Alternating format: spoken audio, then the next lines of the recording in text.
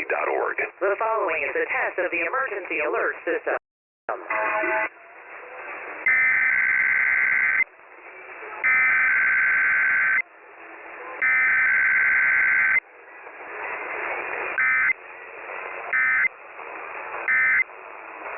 Station is testing its emergency alert system equipment. The EAS will provide timely emergency warnings.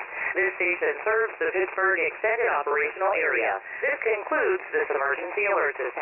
100.1 FM and AM 1020 KDKA.